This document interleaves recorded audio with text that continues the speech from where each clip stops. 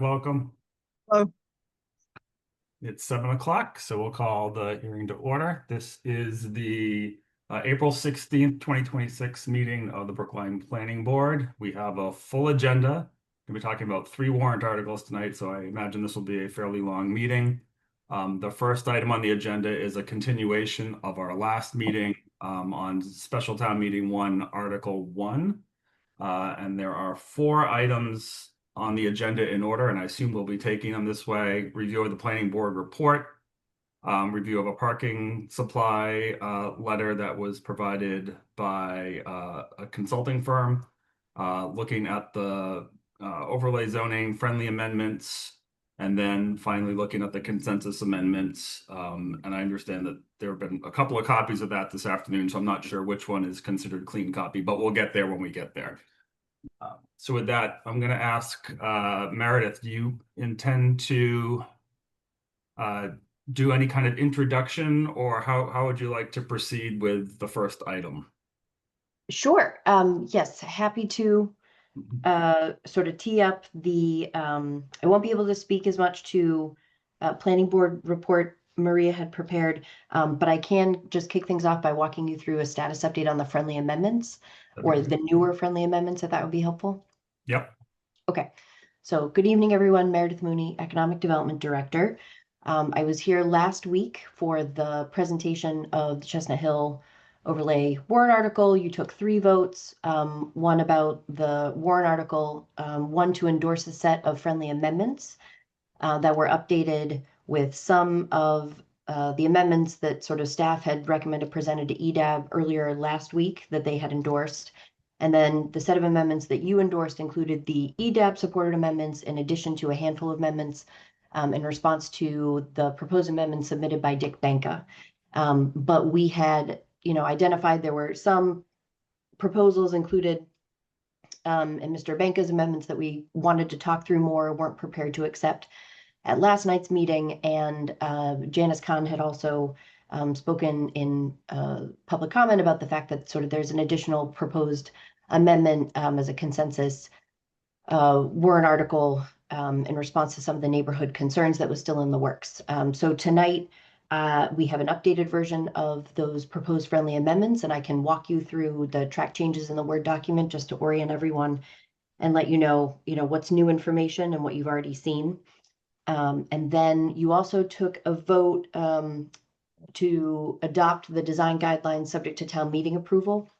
And I think, in light of the changes that we're talking about tonight that have some implications in terms of the content of the design guidelines, I think if we do end up moving forward with the zoning and it's approved by town meeting, we'll probably just come back to you at some point in the fall with a revised or updated set of guidelines reflecting where we landed in terms of the zoning parameters, and then you can adopt them at that point. Okay, so sharing. Just to make sure, that has the moderator looked at the friendly amendments and made rulings on any of those being in scope? Yes, so all of the staff proposed friendly amendments have been ruled in scope. We did have a meeting with staff and the moderator yesterday afternoon. And then Janice, I think your amendment was also deemed in scope as well, right? That's my understanding, yes. Okay. Yes. All right, so Just so, does it make sense to everyone? Maria, you tell me if you want to do anything with the report first, since it was the first item on the agenda. If it makes sense to go through the amendments first, that's fine as well. Sure, we can go through the amendments since Meredith is getting started, and then we can turn to the report. Okay. Thank you for asking.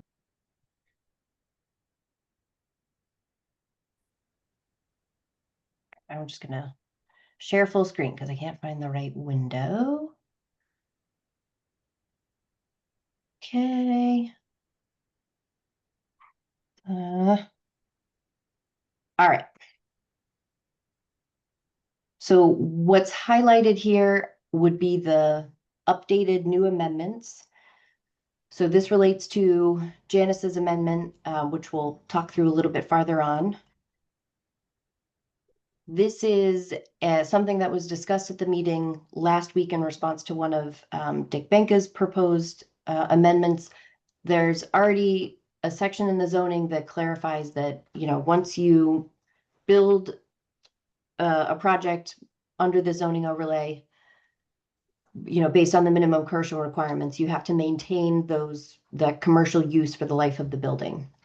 And if there's ever a situation where that, commercial use is going to be converted to non-residential, the commercial use has to be replaced somewhere else within the project.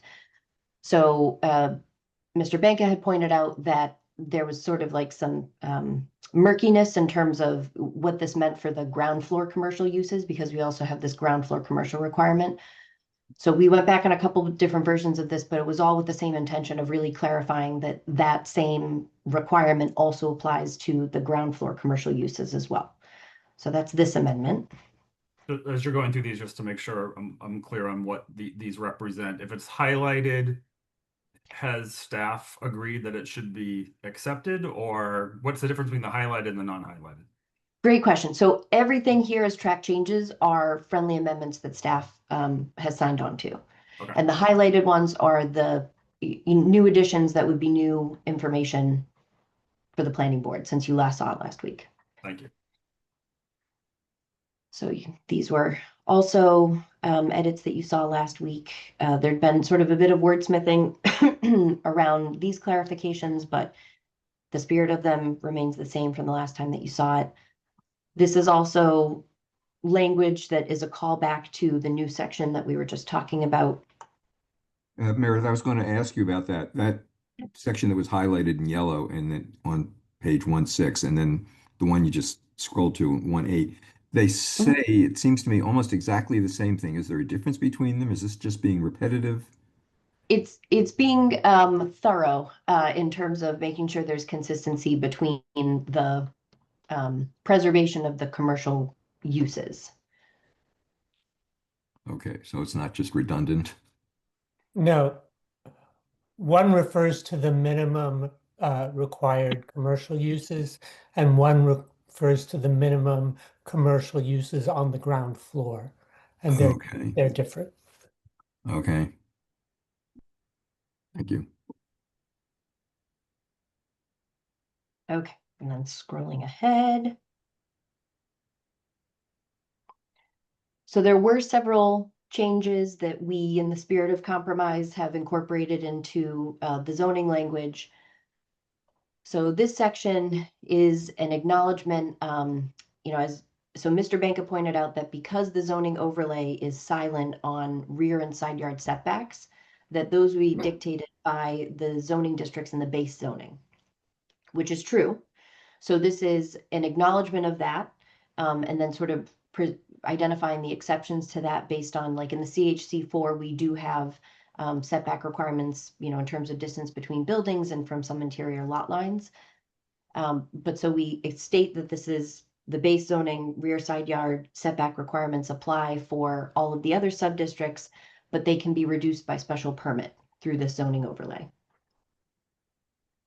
And then at the meeting last week, we talked about, where we agreed to increase the minimum setback requirement from the southwestern portion of the study area from 25-foot minimum to 40-foot minimum. And then the new adjustments are in terms of the easternmost boundary and the northernmost boundary. And I will just try to find a map here. So this isn't the setback map, but just in terms of the boundary references. So this is the easternmost boundary of the study area. And we're increasing this from, I believe it was 10, and now we're going to 20, which is more in line with the setback requirements in the base zoning, but this can also be reduced by special permit. And then similarly, we are increasing the minimum setback requirement from the northernmost border of the study area in this transit-oriented subdistrict from minimum of 5 feet to minimum of 20, can also be reduced by special permit. Okay, move on. So this is the Janice Kahn amendment, really regards the proposed maximum building heights in the CHC4. So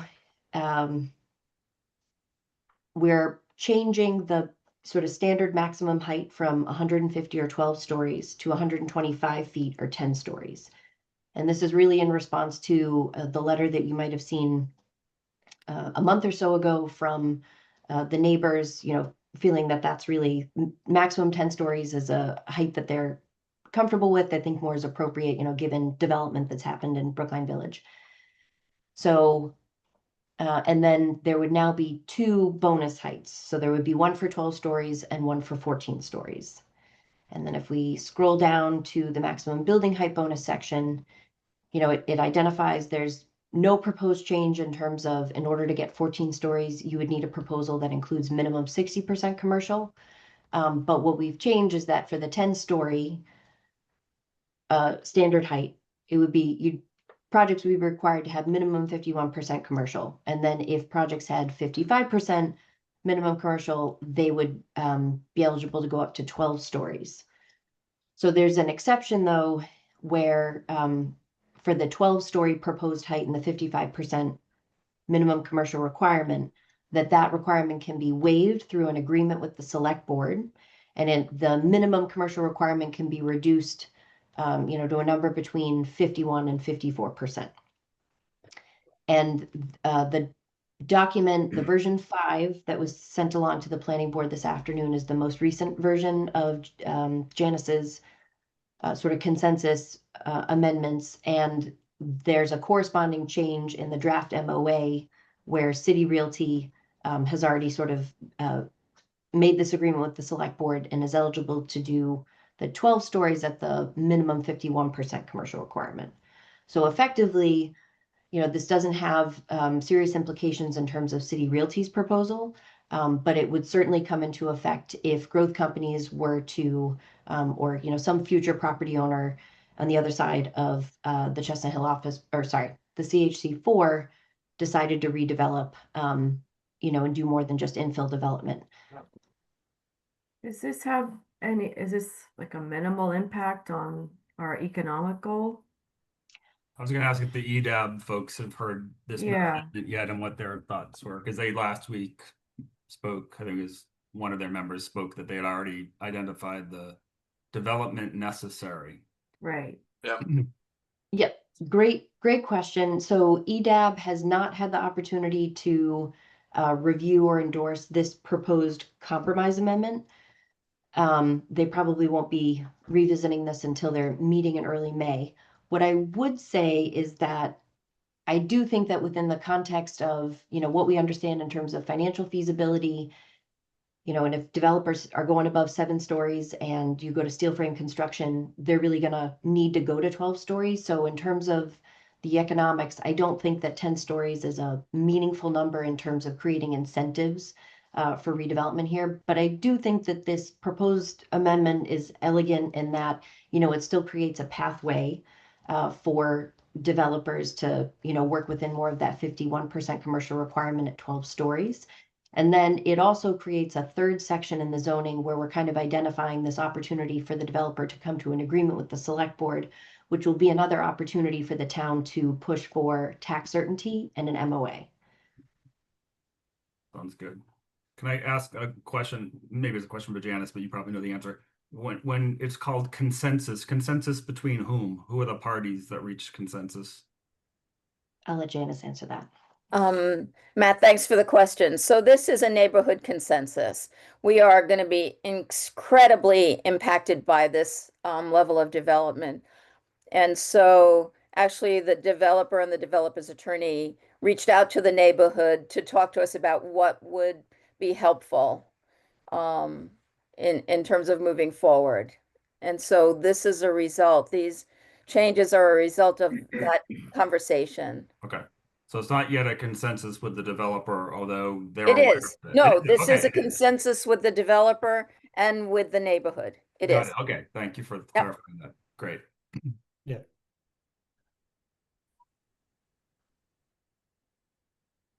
I have a quick question. So when we say with the neighborhood, do we mean just the people in the immediate neighborhood, or do we mean,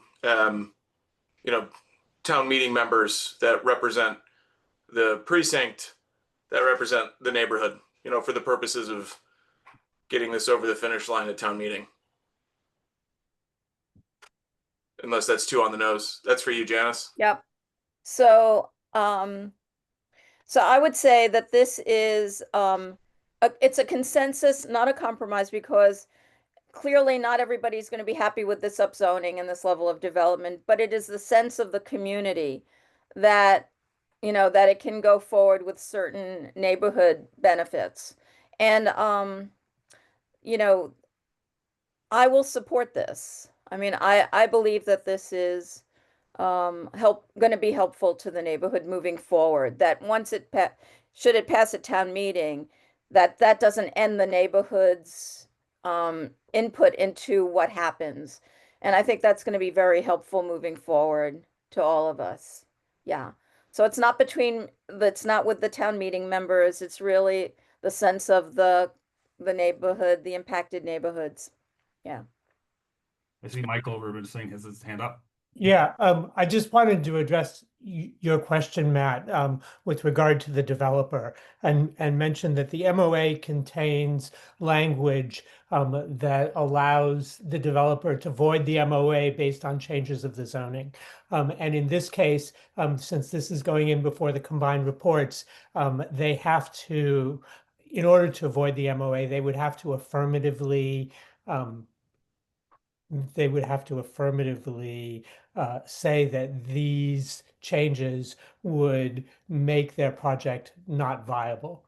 And I believe that they or their representatives are on the call, so they can clarify if this isn't correct, but I don't believe that they are intending to make such a declaration based on these amendments.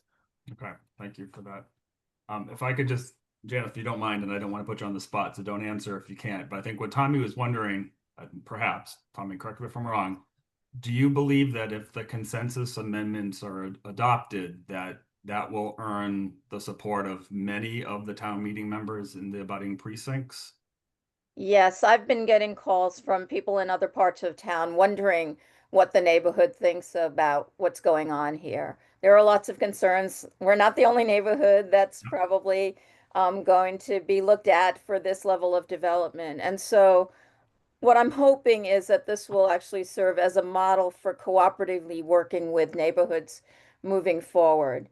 The process before the developer reached out to me and wanted a conversation, I was really feeling like the neighborhood being was not being listened to and was not being really addressed beyond what the economic implications of this were.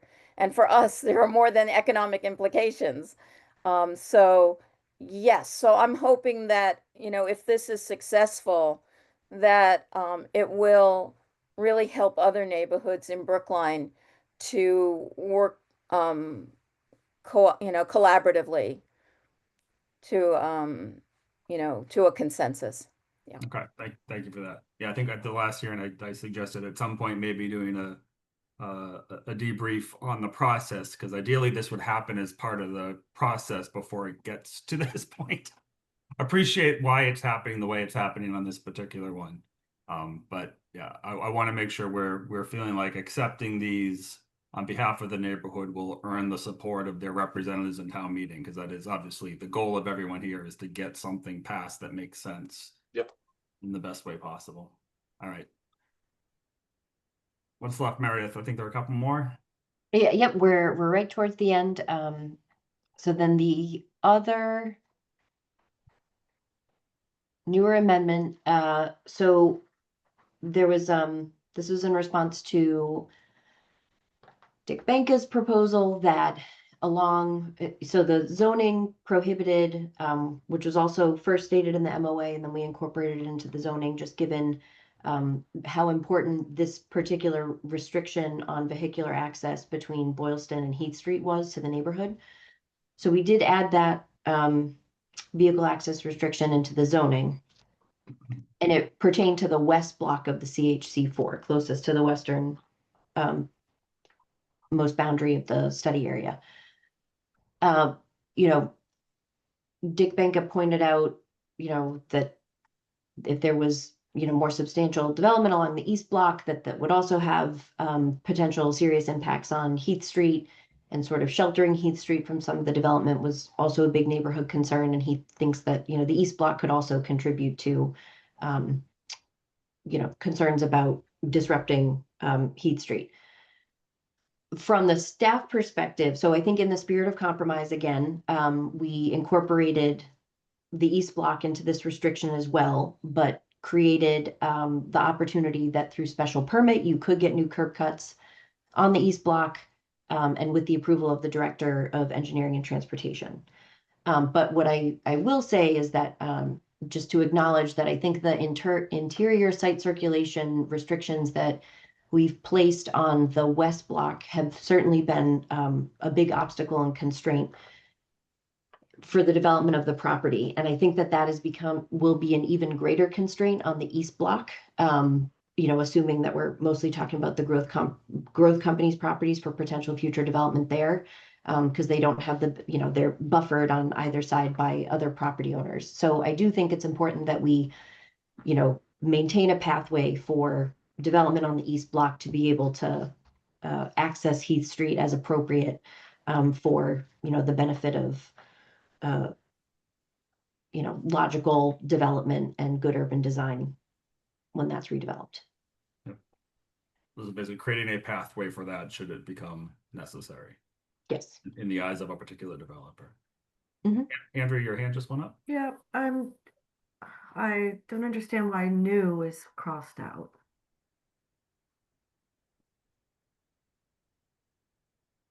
Under That- 13. Yeah, So, okay, Michael, do you want to take this?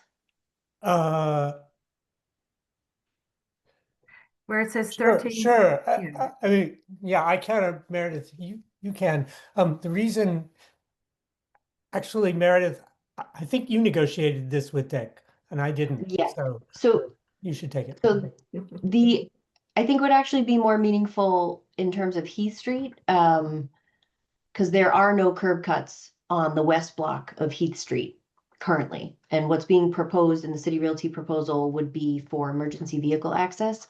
So I think that this no new curb cut is probably more significant in terms of the east block. But I agree with you, Andrea. I don't know if this is a totally necessary amendment. Mhm. Can I just ask one question? The version that was linked to the agenda packet has a note. I think you've already addressed it. Just want to make sure that we're waiting for a ruling from the moderator on this particular section. You did get that? So that we did get the ruling from the moderator. It's within scope, and then sort of in the spirit of compromise, we're willing to move forward with this Okay. amendment. And then I did see Dick Benka raised his hand, so he might Oh, be able sorry. to speak more to the new curb cut. Yep, Dick, go ahead. Thank you. Thank you very much. I think the concern was that if the word new were in there and it simply prohibited new curb cuts, there are a number of curb cuts now along Heath Street that serve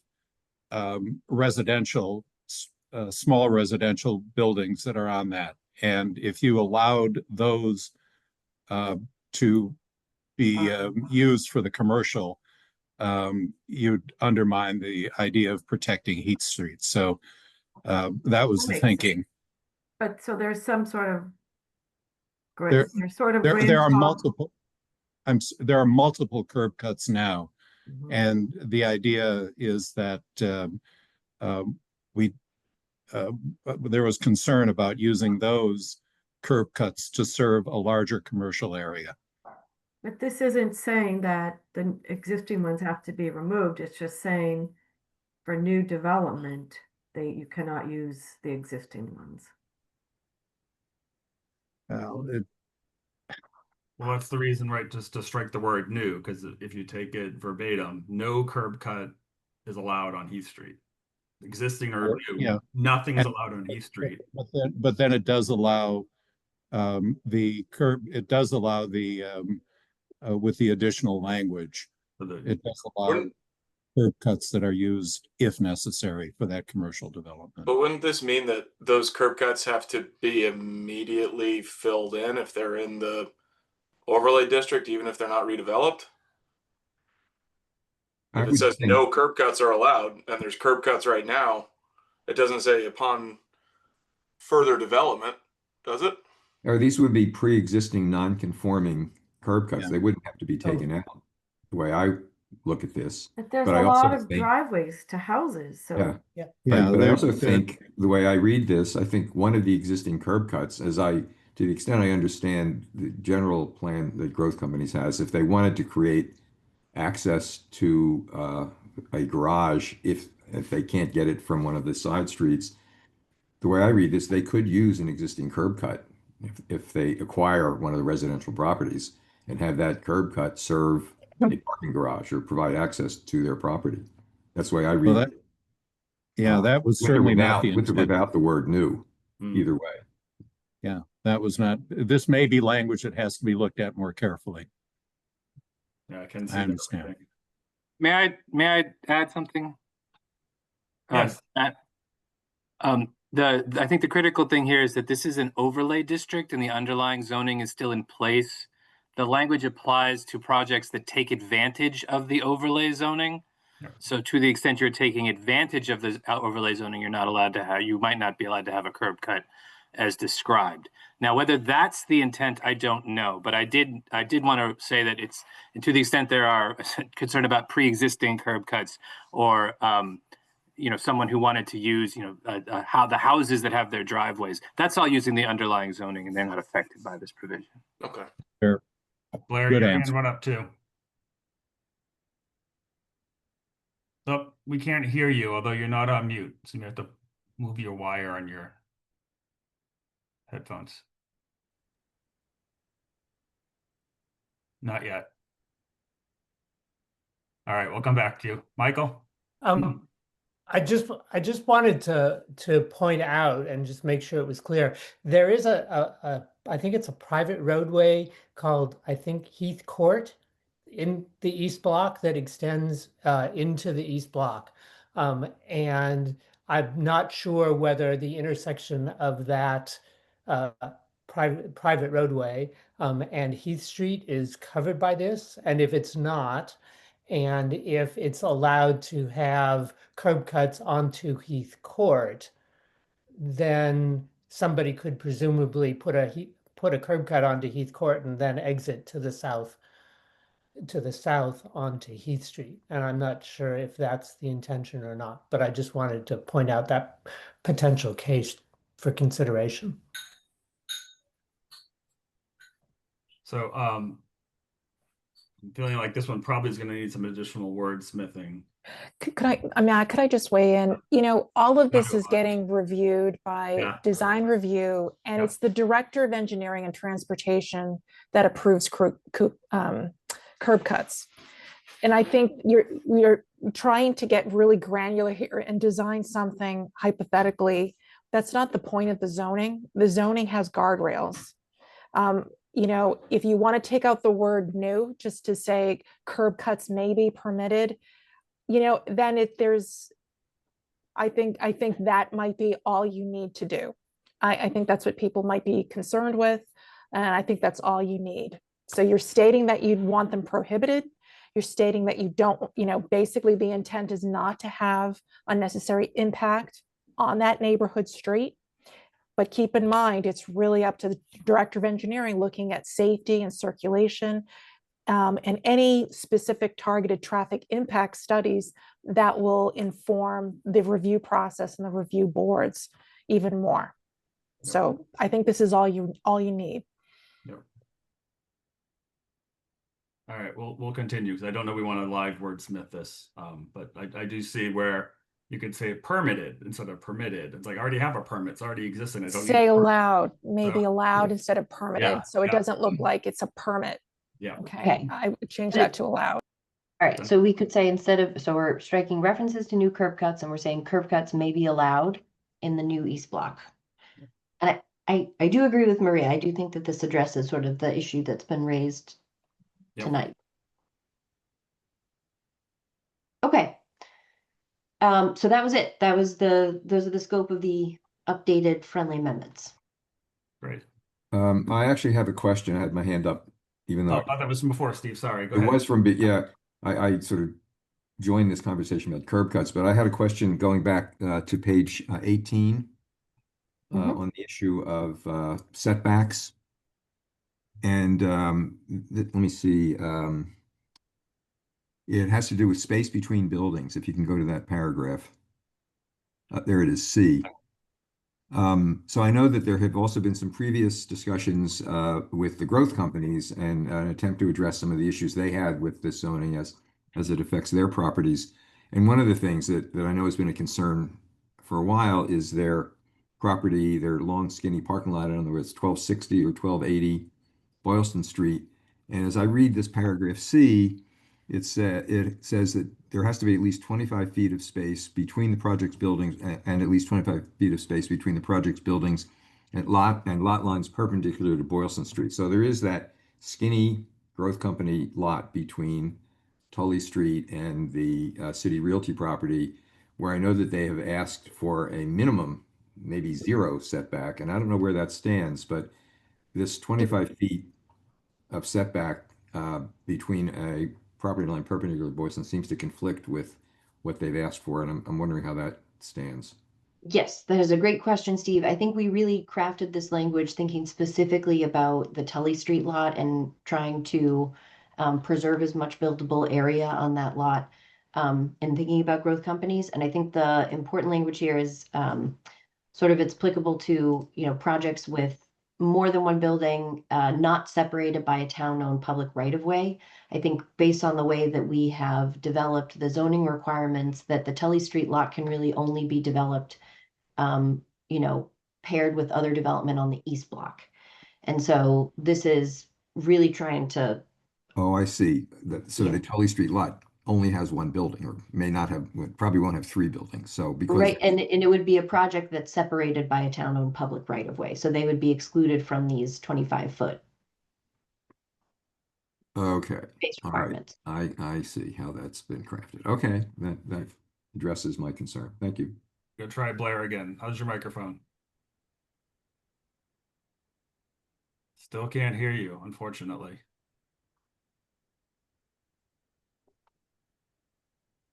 Blair, if you look at the audio button and there is a caret, if you click on that caret, it might allow you to pick or select your headphones, whatever brand you have.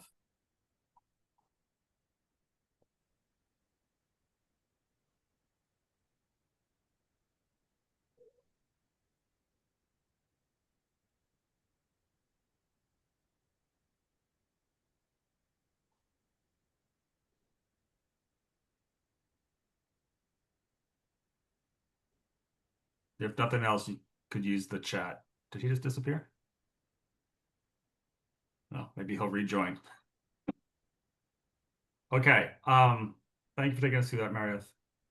The other document that's here is the consensus amendments clean copy. Now you mentioned the Janus friendly amendment that was incorporated. Are these additional amendments that you've not reviewed or that you've reviewed but are not incorporating, or what are those? So the first section, so Janice's memo includes proposed amendments to Special Town Meeting 1, Article 1, which we reflected in our friendly amendments. Yep. And then for additional context, Janice has also included the set of amendments that have been agreed to with City Realty in terms of changes to the MOA, the draft MOA contents. Okay. So those aren't applicable to the zoning, but related. We're not reviewing those because that's outside of the scope of zoning. Just want to make sure we're not missing something else in the document. It was just that first item incorporated. All right, thank you for clarifying. All right, before we go to the staff report, I just want to open it up to the public for comments. I know we've had a few people who've been involved in these negotiations around the friendly amendments. Is there anyone else in the public who wishes to say something or ask a question about this portion of it before we change topics to the report? If so, just use the react button at the bottom and raise your hand.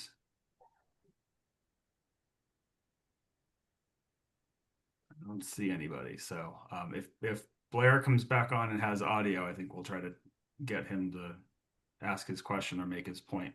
He's actually on his way, rejoining. Hey, Blair. Nope. Sorry. You want to put something in the chat? That's the backup plan, maybe.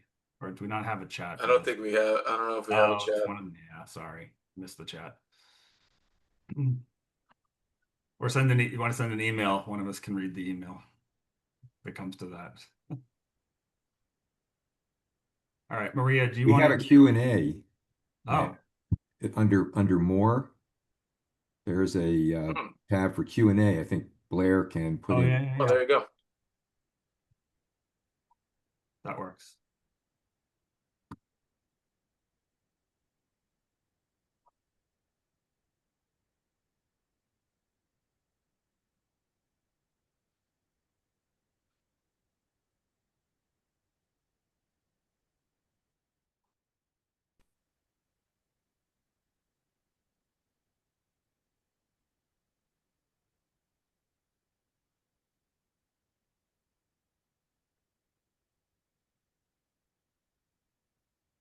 Okay, I'm not sure if everyone can see it. I think this is only for the host and the co-host. Blair says, I will be trying different audio settings. This is the first problem with the headset. Okay. All right. Thank you, Blair. Sorry, technology sucks. Maria, do you want to shift this then to the draft report? And I think everybody's probably had a chance to read through it. Is there anything in it that you want to call our attention to? Sure. I just want to ask, are you intending to vote on these amendments later, to endorse them later, or did you want to take that up now? Or This just is wait all- for Blair? Do you want to defer that vote until Blair can connect? We can have them do a thumbs up if we do the vote. That's why it was all under the same heading. It wasn't broken out as separate things. So if you think it makes Okay. sense to do the vote now and then go to the report. Yeah, they are separate votes. So, maybe vote to endorse the amendments, and then we can move on to the report. All right, I'll make a motion. The planning board endorses the friendly amendments as reviewed at the 4/16/2026 hearing. Can I get a second? I'll second. Thank you, Steve. We'll do a roll call vote. Steve, Aye. Mark, Aye. Andrea, Aye. Tommy, Aye. Linda. Aye. Blair, you can do a thumbs up. Aye from Blair, and the chair is an aye. So great. Thank you all. Thank you. Okay, great. All right, so we can turn to the planning board report. I can share it online if you'd like. It is in the agenda packet. And the two changes I made were, one, Steve Heiken wanted me to clarify where the tree canopy provisions were allowed and they weren't. And I specified that. So just to back up, the on-site tree canopy provision or requirement is required in that campus style. There are provisions to relax that, or to have other alternatives to pay into a tree fund if the project is less than an acre. So I just wanted to point that out clarify that in the zoning. That's an I thought amendment. the language about paying into a tree fund was removed from the zoning that we were just looking at. Meredith, is that understanding? Yep, there's no payment in lieu option. Okay, all right, then Sorry, I will fix that. Okay, I will fix that. Consider that struck from the report. And the other section, it was highlighted in blue, was just to acknowledge that we did look at parking ratios, and we looked at communities that did have high-rise zoning districts, as well as, within a transit area and outside a transit area. And the analysis showed that the minimum and maximum parking ratios in CHC, the overlay district, really span those minimums or those ranges in communities that do have high-rise districts and are outside of public transit. So we feel that by having the maximum, you are acknowledging the community's concern about unnecessary impacts, traffic impacts in the neighborhood, and that sets some parameters. But by having minimums and maximums and quite a wide range, you are providing the review authorities with quite a bit of latitude, especially when there are going to be traffic impact studies that are going to be project specific and with very concrete uses, fairly defined. There is also the opportunity for the review boards to hire a third-party consultant And that would be at the cost of the applicant, and that's under Mass General Laws, Chapter 44, Section 53G. So there are many opportunities to really right-size those parking ratios based on the parameters that we have here. So I just wanted to say we did do some analysis regarding parking ratios. And those were really the two changes. I acknowledge that I do have to make that revision, and I can do that if you want to just authorize, after you vote, to authorize Matt to double check that revision before I send it to town meeting. And on the parking, you included in the packet I'll call it an amicus letter from VHB about parking ratios for mixed use. So that came from Jennifer DePazzo Gilbert, who is the attorney for one of the largest property owner there. And yes, it does cite MAPC, which is the regional planning agency. They did extensive work called Parking Perfect. I've actually consulted that work on multifamily studies I've done. Basically, it refers to a lot of parking that's overbuilt and is underutilized. Yeah, that should go in some part to address the letter that we got from WS Development around their concern. I mean, there's strictly a retail development that has different parking needs than the developments that we're thinking about in this overlay district. So thank you for that. All right. Sounds like Blair's in. Blair? Yes, I think you can hear me now. Yes, hey Blair. There he is. All right. Any members of the planning board have questions or comments on the planning board report? Sorry to interrupt, but I didn't put anything about this latest amendment concerning the consensus plan. That might be something that you wish to acknowledge in the report. And we also got a letter late from Carla Banca with some other suggested changes or amendments to the report. I don't know if anyone's had a chance to flip through those yet. It came around 6. Let's start with any members of the planning board. Do we want to hear from her? Yeah, I'll take her comment in a second. Just want to make sure before we move away from what we just reviewed. If you're comfortable with Maria's add under the vehicular section, and we'll be striking the change that was under the tree canopy section. I think we're good to move on to public comment, and I will take Carla. Go ahead. Thank you. This is, first of all, a big mea culpa. I'm really sorry I sent my comments in so late. I was stupid and I didn't look at your agenda. I just knew you were continuing the hearing. Didn't realize you'd be discussing the staff report or the staff draft for the planning board's report. And apologies to Maria, because I didn't realize that you had written or you had drafted the staff report. I thought that was Meredith, so I sent my comments to Meredith. For the sake of completeness, I would urge you to include a couple of facts, one of which was that even though there was no official vote taken by the community advisory group, 6 of us made it pretty clear at various times that we were not in support of the study and the recommendations that were made in the study. Now, that was after the study is completed. Obviously, some people have a perfect right to change their minds. Janice has certainly worked very hard on behalf of her neighborhood and has come up with a really, I think, a fabulous consensus. The other point I wanted to make was that there is a restriction on the Star Market parking lot right now. I didn't see any reference to that restriction, but it's an important factor. It's what currently exists. If this report is going to town meeting as part of the combined reports, then I think the planning board should acknowledge the fact that at the moment, there's not much that could be done with that parking lot. Also, there have been 2 letters, one from Newton City Councilman Lyle Baker and one from Mayor Mark Laredo, raising serious concerns about the inclusion of the transit-oriented multi-use sub-district. Those weren't mentioned in the report. And I guess that was it in terms of what I thought were significant omissions.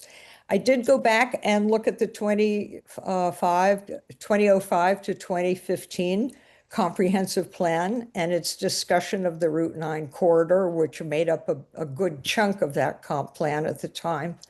There are lots of suggestions in there, but what came through to me was how important it was for Brookline to cooperate with the city of Newton. And to date, I don't believe there have been any official meetings. I know there have been staff conversations.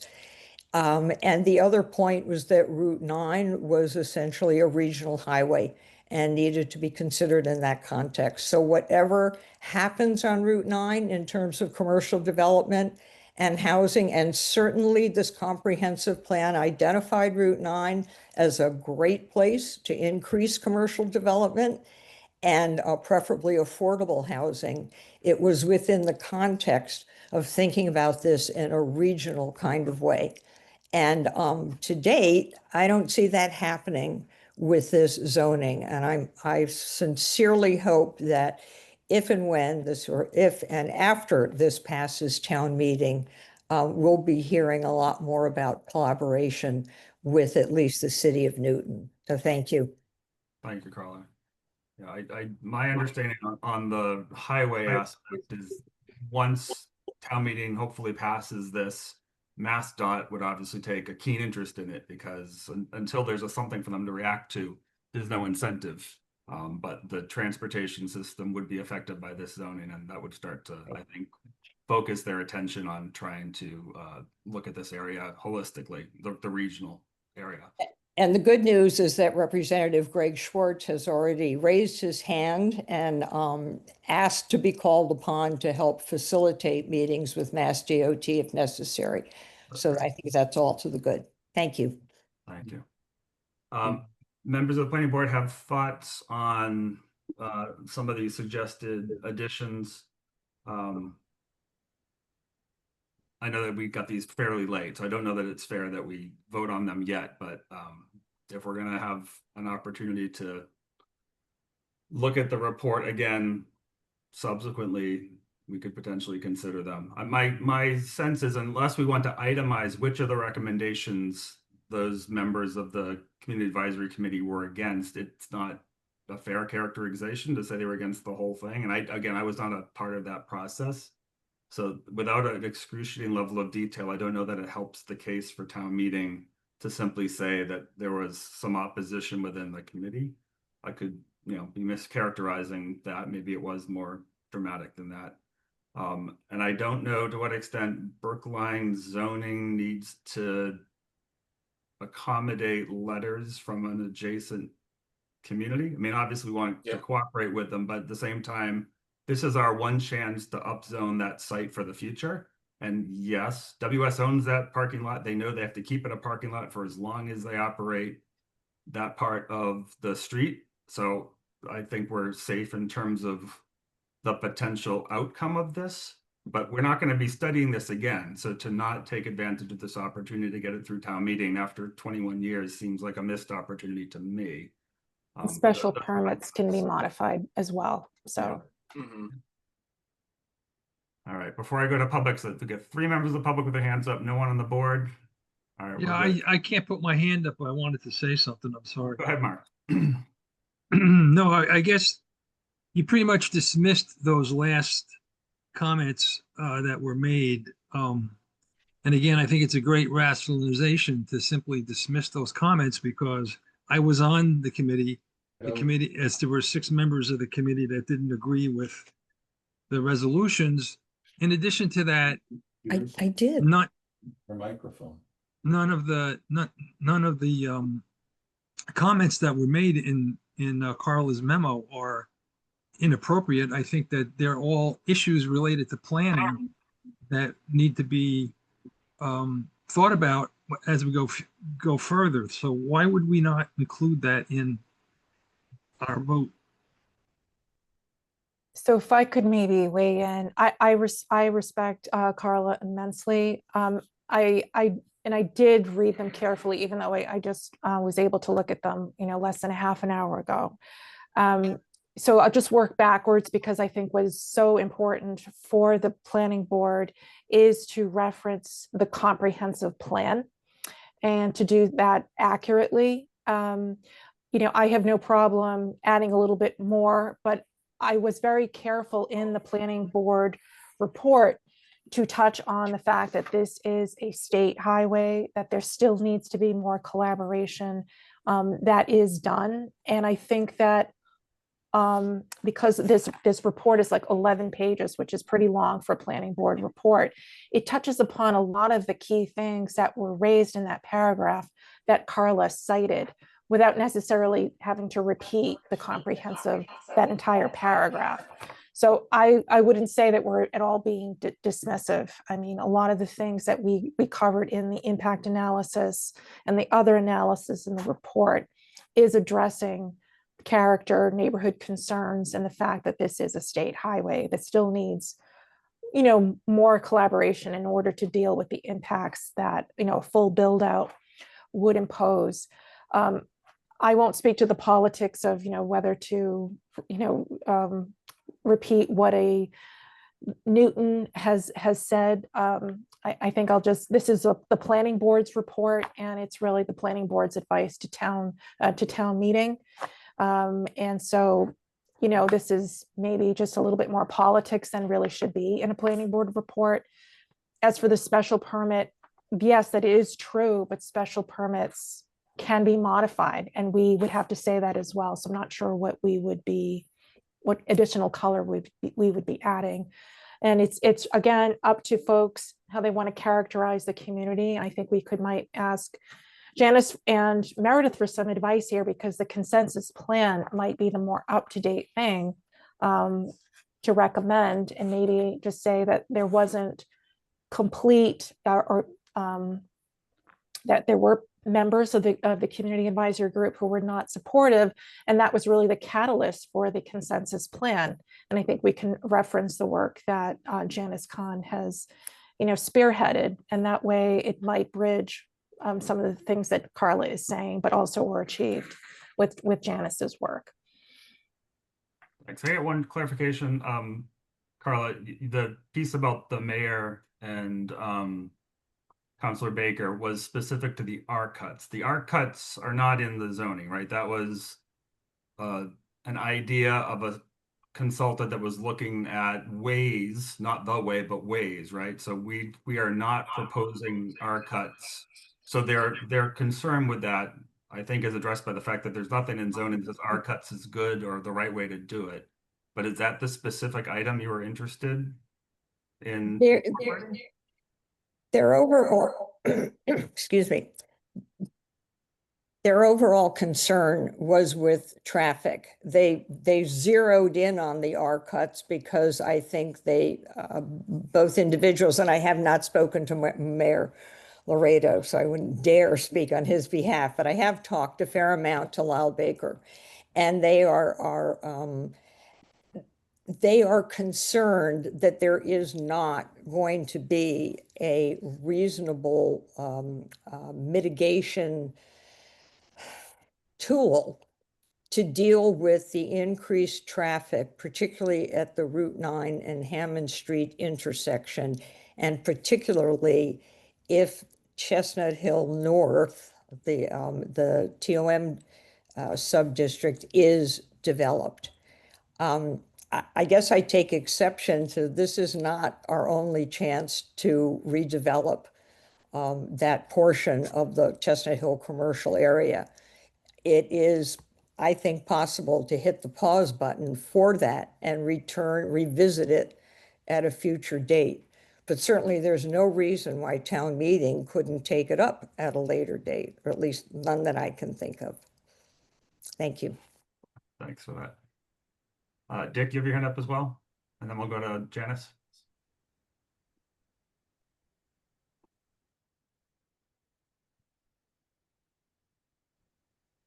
Dick Benka, can you? Yes, thank you. Thank you very much. I'm not sure at this point what the status is of your action on the planning board report. I heard that there might be a vote, and then I heard a suggestion that you might want to look at it again. But first, and my comments are addressed to whether it is time to look at it and vote on it at this point. I do first want to thank the planning department for their spirit of compromise with respect to some of the amendments that I suggested. But I do want to note that the articles are some distance from the finish line at this point. Even the so-called friendly amendments haven't been evaluated by the AC subcommittee, the AC, or the select board. But more so, there are some substantive issues that are under discussion. And putting aside the traffic issue, let me give two major examples. One is how to ensure timely completion of commercial development, particularly in the CHC4 East District. And the other is how to deal with tax certainty. And we've discussed some language with regard to that. I've had some discussions with First Assistant Town Council. We were going to be talking. We've missed each other. But there are some major substantive issues that I think are still on the table and I think are going to have to be resolved. So I just simply urge the board not to jump the gun with its report at this point. Thank you very much. Thank you, Dick. Janice? Yes, thank you. And first I want to acknowledge that Meredith, because those of us who live on the border, which I do, when we cross Route 9 and go from Brookline to Newton, we don't think that we're crossing into a different municipality. It functions as a village. And Meredith actually appointed me to the CAG as a representative from the Chestnut Hill Village Alliance. So that's an edit, Meredith. It's not association, it's alliance. And this was an organization of residents in both Brookline and Newton who were brought together by Ruth Balzer at the time, so over 25 years ago, because we share a lot of the same concerns and the same impacts. And she felt, as our state rep, that it was important for us to have conversations. And so I support a lot of what Carla is saying about the importance to acknowledge Newton somehow in this report. I have done that. You're not addressing the MOA, but some of the language I added just today wants to acknowledge the fact that Newton residents are also impacted by this. And so I do think it would be premature for you to just vote on the draft right now without getting a little bit more input and a little bit more thought and give you an opportunity to integrate a little bit more material, both from the 2005 comp plan, which I was part of, and I remember spending many hours on that initiative too. So I feel like I've been part of this conversation now for probably 3 decades. And this is relatively new to the planning board in Brookline. I think this is a fairly new conversation for almost all of you. And so I think we will end up with a better product if we step back a little bit and integrate a little bit more of the thinking that you heard both from Carla and which I would be happy to also add a voice to. Thank you for allowing me to come in. And again, Meredith acknowledged the fact that this was a border community and that this border organization, which I am a founding member of, should also have a voice. So thank you, Meredith. Thank you, Janice. I'm just looking at the note from Polly earlier about the upcoming hearings. The April 30th hearing does offer to ratify planning board reports if not already done so. So I don't know whether or not there is appetite for that, but let's go around and ask Steve. I'm not muted. Well, first of all, I think that Maria's done a pretty good job with the planning board report. A lot of it, I mean, it's 12 pages. A lot of it is simply an attempt to summarize and recap what the zoning is all about. But it then does get down to, indicating the planning board's support for these changes. With respect to Dick Benka's comment that it's kind of a moving target, the advisory committee, never mind their land use subcommittee, but the full advisory committee, the select board haven't held their full or final hearings on this. To some extent, I mean, this is a zoning matter, and I think they look to the planning board for how we are reacting to this. So I think it would be reasonable for us to say, if we're ready, that we would approve this. We've already done that as far as the zoning is concerned. As far as the report is concerned, I think we could approve the report. If there are further changes, we can come back and review those changes and revise our report and our analysis of the zoning if necessary. But, there have already been a lot of changes. I think they've been all to the good. And, with respect to Carla's comments about reiterating the language of the comprehensive plan, I think Maria's referenced the comprehensive plan. We don't need to, restate it here. So I would be comfortable with going ahead with this. I have one nitpick with the language of the report, which I think is just for clarification. At one point, it quotes the proponent of the zoning, and the proponent is a select board. I mean, sometimes we have proponents of zoning who are individuals, etc. I think the select board should be identified as the proponent of the zoning in that one statement before language is quoted in the. I don't even remember where that is, but that caught my eye a while ago reading this. So I'm all for moving forward with this and then coming back. And if we have to rethink something based on what other boards have to say, then we can do that on the 30th. Thank you. And that's what I was originally thinking we would do. So that was why I said we could vote on it tonight. And then if there's a reason to add or modify something, we could certainly do that. Yeah, as opposed to waiting until the 30th before we do anything. Yes, I mean, I take your point. Regardless of what's in the report, in addition, the goal, I think, is for the report to reflect favorably on our vote to support this warrant article. So whether you include reference to letters from Newton or not, our report will still be in support of the warrant article that we voted on last week with the amendments that we voted on tonight. Other members of the planning board feel strongly one way or another in terms of a vote tonight, and then the opportunity to come back on the 30th for any loose ends if there are edits. I agree with you. Yeah, I think it's appropriate to vote tonight and make changes later if we need to. All right. Given that it's the end of the hour, let's go ahead. I'll make a motion to approve hold on a second. The very top of this. We'll approve the planning board report as long as I strike through the no payment in lieu under a tree canopy. Correct. So motion. I recommend approval of the report, planning board report for special town meeting Article 1 as reviewed tonight, April 16th, 2026, with the exception of the section on page. Not numbered, sorry. The tree canopy section, item 8, the highlighted section will be stricken. Can I get a second? I'll second. Thank you, Andrea. Roll call vote. Andrea? Yes. Linda? Yes. Tommy? Aye. Steve? Yes. Mark? Abstain. Blair? Yes. And I'll vote aye, yes. Okay. So thank you. Appreciate everyone's efforts on the friendly amendments. Carla, on your suggestions. Dick, on your suggestions and amendments. I think we are ready to move on to a new and different warrant article. Thank you all. Have a good night. Thank you, Meredith. Oh, sorry, Meredith. In Meredith, of course.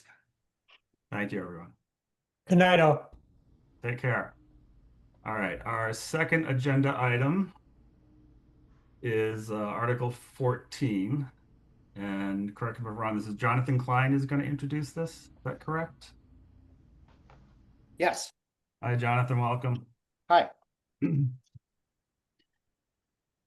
I have a short slide deck that I'll use to introduce it, and then there have been some amendments to the warrant article since it was originally filed. They're all relatively minor. I believe I saw that they were added to your materials in the agenda, and Perhaps Maria will walk through those and we can take any questions. And I will try and keep this short and sweet if I can. Or not if I can. I will keep it short and sweet. Thank you. So I think I need to share my screen. Which you can.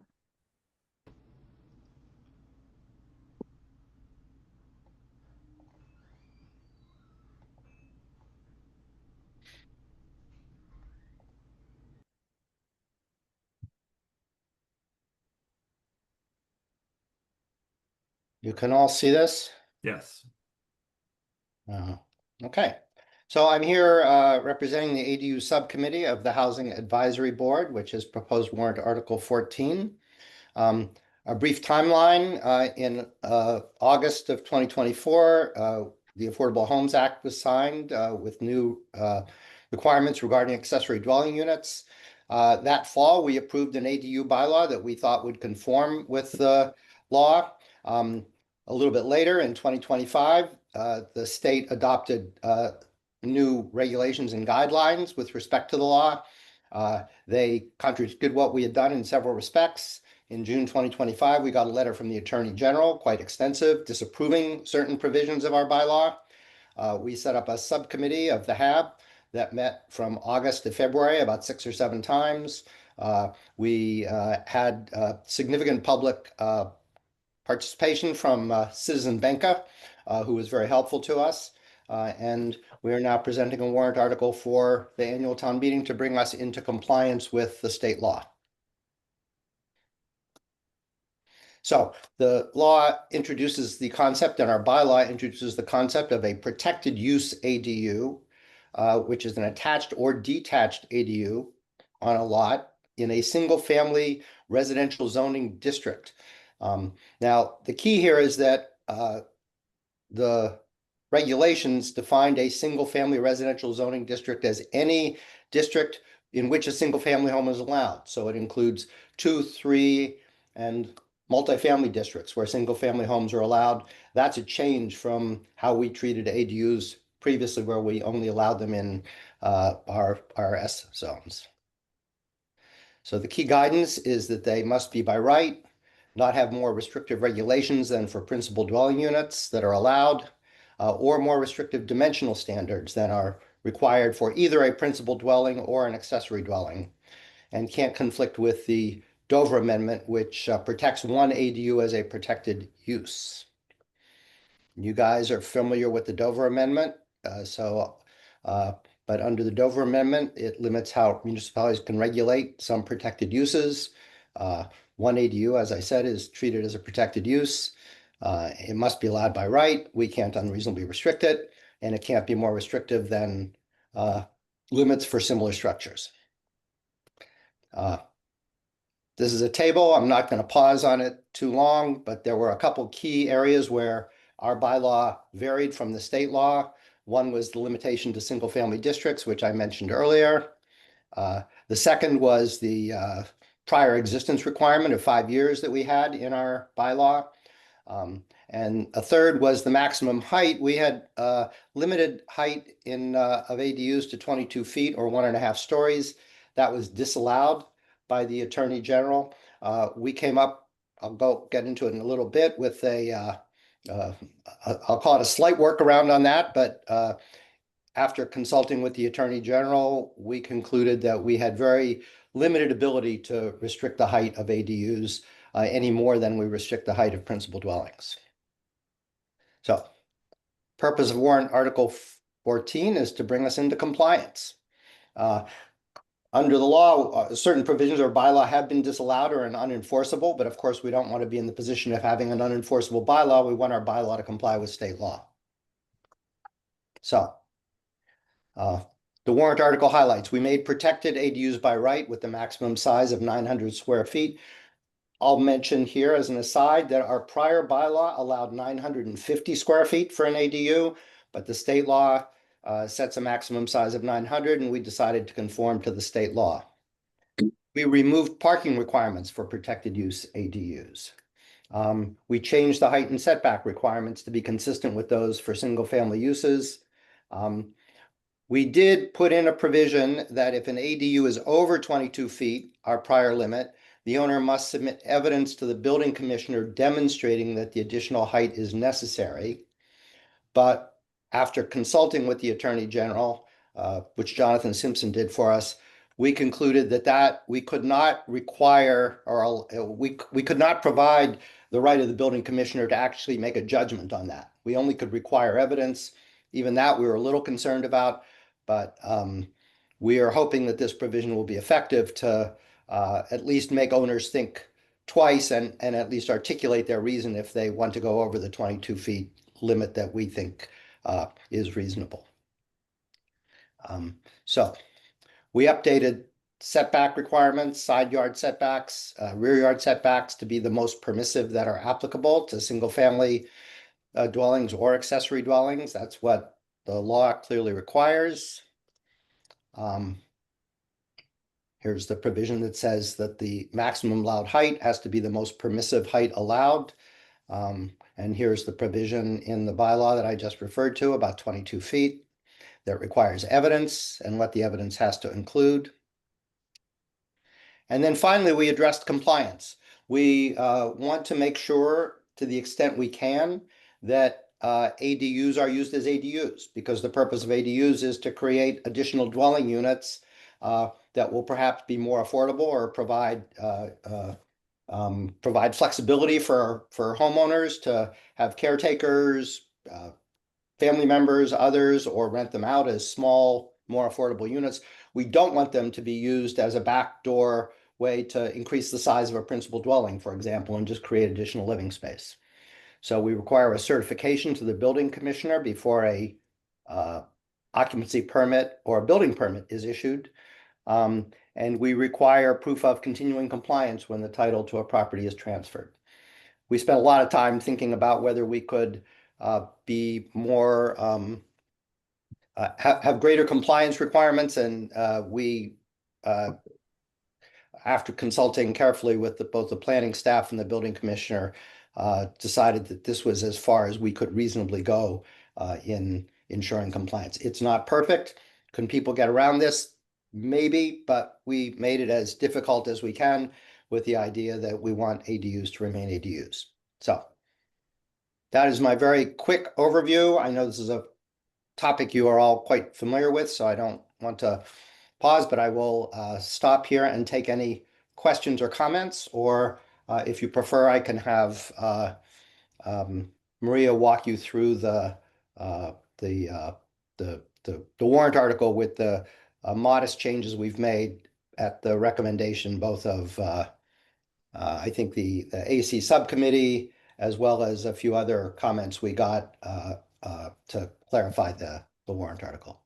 Thank you very much, Jonathan. Linda, you have your hand up. Do you have a question? Yeah, just going back to that, the last slide we just saw in the last sentence, which was I don't know if you want to put it up again, the idea of, how are do we slap their wrists or their hands if they don't comply? Or what does that mean?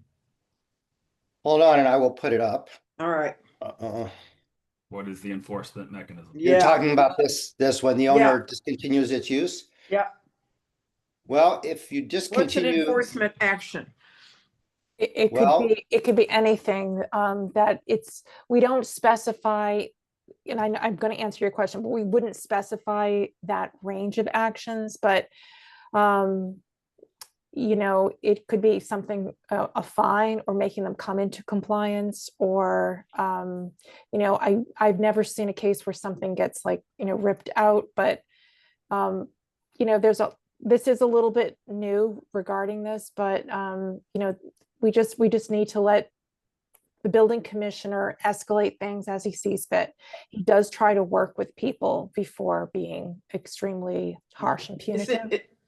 Is this have other communities have this in their bylaws as well, or do they have, does the state have any notion about this? That I will say, Linda, the state hasn't necessarily thought through all of the problems. And I do sympathize with some of the people who have brought up the fact that, Brooklyn is a wealthier community, and there are still a lot of homes that are, developed by developers who might use this as a mechanism to get around not right-sized FAR, because not all your districts really have FAR maybe it's right-sized, but there are many ways to get over that, because there is a luxury market in Brookline that other communities might not have.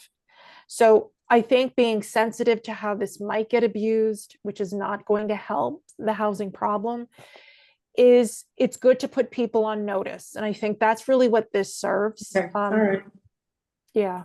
All I mean, right. if I could also answer briefly, if I, without a permit, build a 500 square foot addition to my home that exceeds FAR, the building commissioner has the right to fine me or to frankly require me to remove it or tear down my house.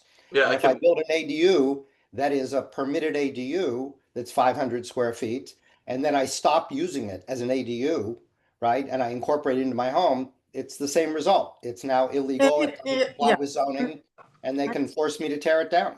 yeah. I can speak from personal experience that when my wife and I bought our home, one of the reasons the developer sold it to us for a price we could afford was because the building commissioner had stepped in and made them unfinish significant portions of the house because it had exceeded building code regulations and zoning regulations. So, the idea that they could step in and say, nope, it's got to go.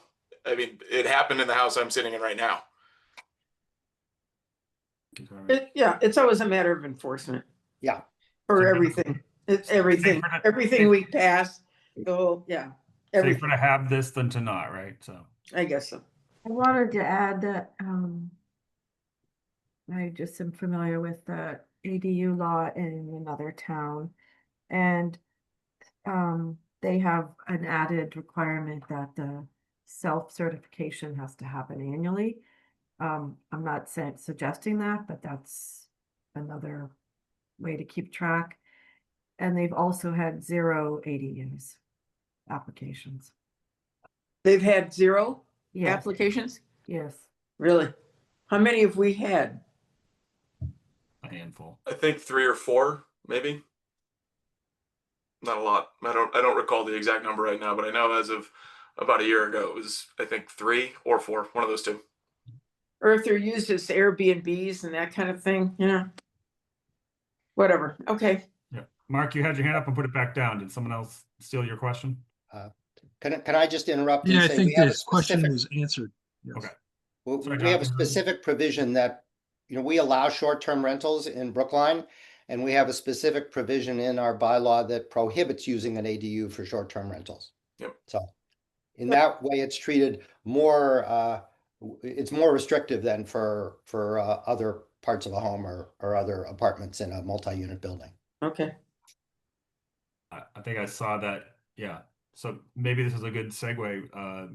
Maria, do you want to take us through the actual markups with the edits? Sure. That's something Yep. that's in there, I remember seeing.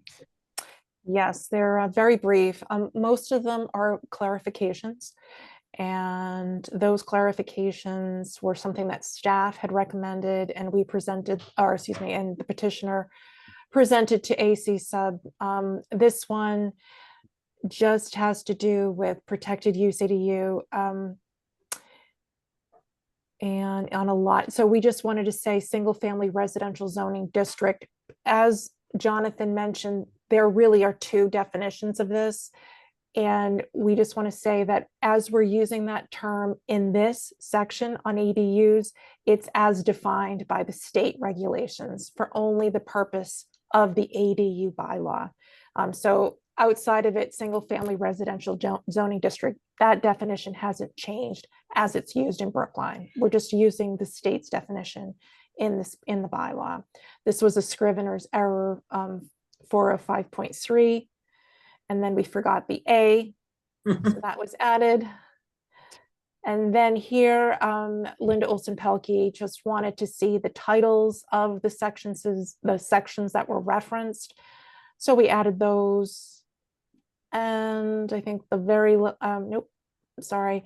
We just wanted to, this was like a gnarly, it was really to streamline the wording under short-term rentals. don't think we changed anything substantively. And then the very last thing, this also came up at AC sub, but if you look at the section above this in section 4.04.3, that section has to do with limitation of areas of accessory uses. And the third paragraph says no accessory use except accessory dwelling unit shall occupy part of the front yard or side yards except off-street parking as required.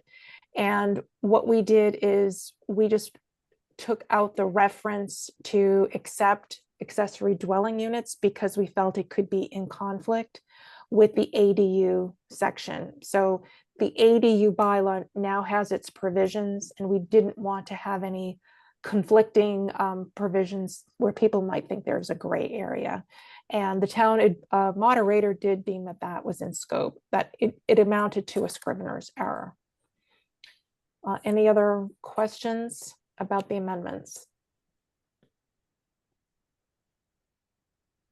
All right. Okay.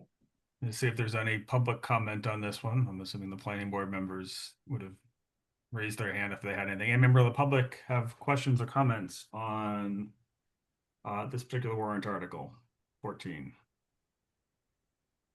If not, I'll make a motion. And remind me, we're recommending a favorable action to town meeting, right? So planning board recommends favorable action on warrant article 14 as reviewed tonight, April 16th, 2026.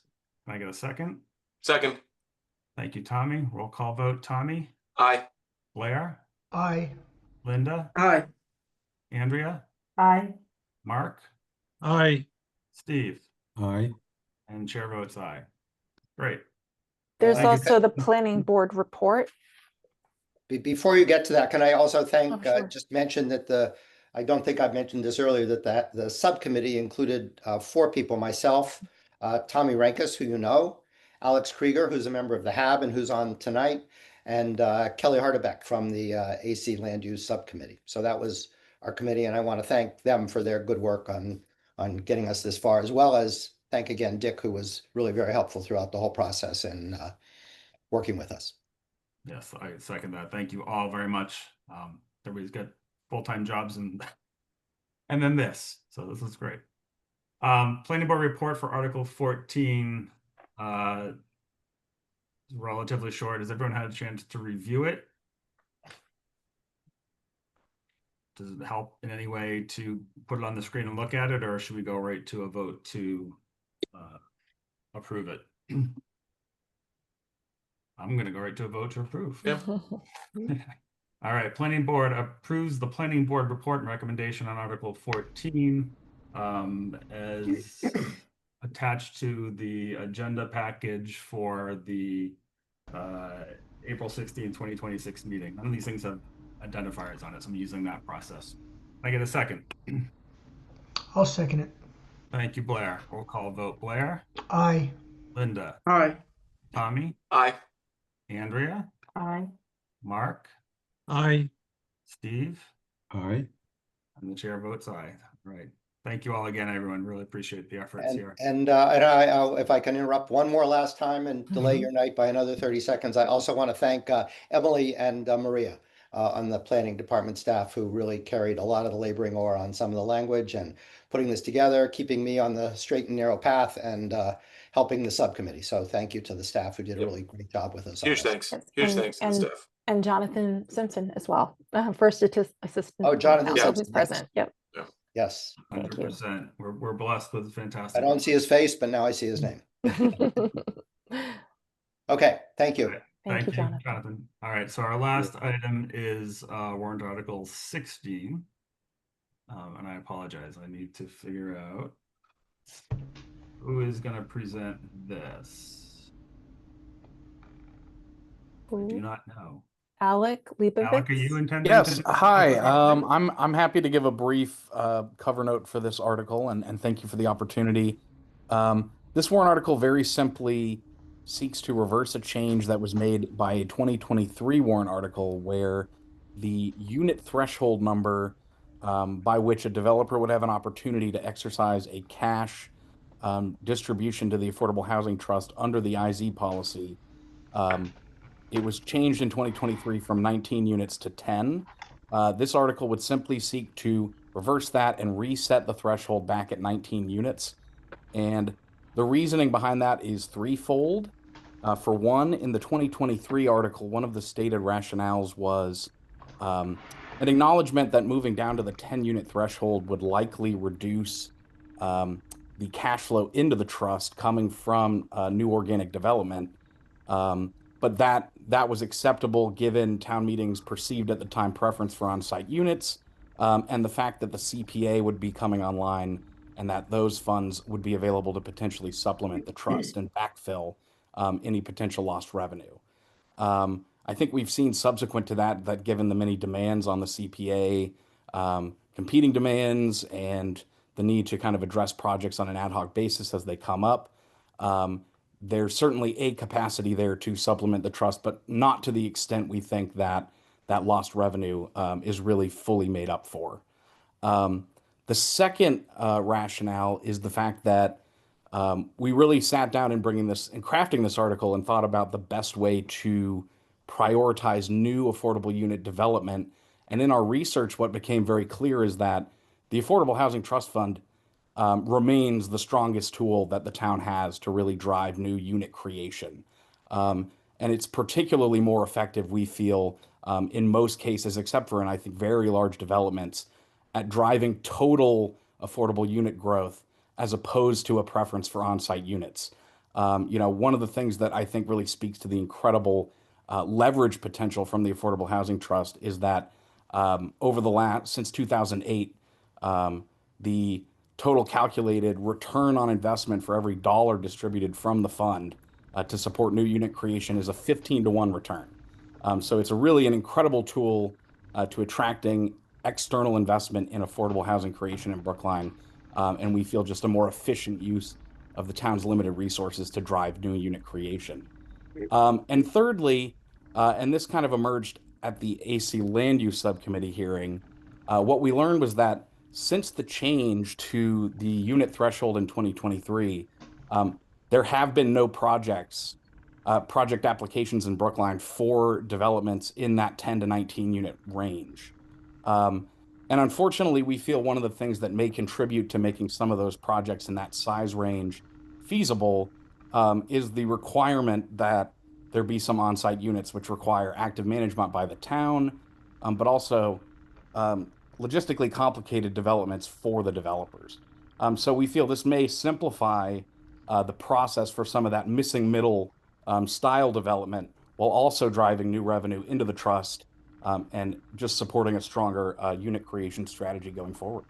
So I'll leave it at that and happy to take any questions. Thank you very much, Alec. Appreciate that. Steve, as our rep on the HAB, has this been discussed? Have you guys talked about this? We have not formally addressed it. I think there's been some informal acknowledgement. I mean, this is not being promoted by the HAB, but I think the HAB, when we do have our meeting, which will be next Wednesday, is very likely to, I think Alec made a very clear analysis of why this makes sense to go back to the situation that we had up until a couple of years ago. So I think similar to the question that if something goes south at the HAB meeting next week and the HAB decides not to support this, then we can come back on the 30th and revise our findings. But I think that Alec has really laid out a very clear rationale for why we should go back to this, including that the Housing Trust Fund really does have a very high capability of leveraging other investments to create fully affordable projects like the Brown House and the upcoming the first phase of Walnut High replacement, and we know that there will be a second phase of Walnut High. We know that there will be other town-owned sites that may be considered for affordable housing, like the Babcock Street parking lot, like the Kent Street parking lot, where we did not have enough funds to support a developer's proposal, and potentially something at the Fisher Hill West site, in Chestnut Hill. So I think the HAB will support this when they formally review it next Wednesday. I just want to make sure that there wasn't any counter philosophy that you want to take advantage of adding units as often as you can, or the ideal affordable unit is one that's integrated with all the other housing versus segregated into an affordable project exclusively.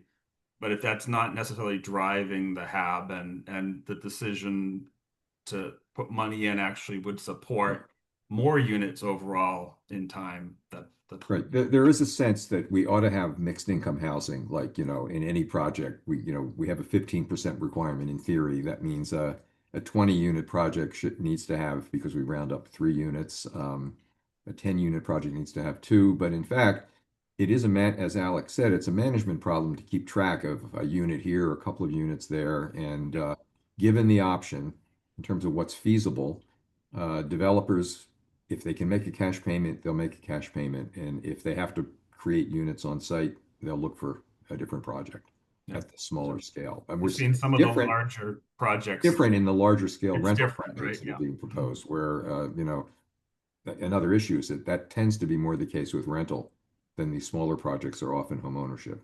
And there's another issue there. So I think this makes sense to go back to what we were doing. And the evidence shows that it's the right way to go. All right. Any other members of the planning board have thoughts on this one? You all feel like this is something we should support? Yeah, I mean, I'm a big fan of it. I think it's the right move. I think Alec did a good job explaining why, and I think it gives developers and the town more overall flexibility, which I think is a good thing.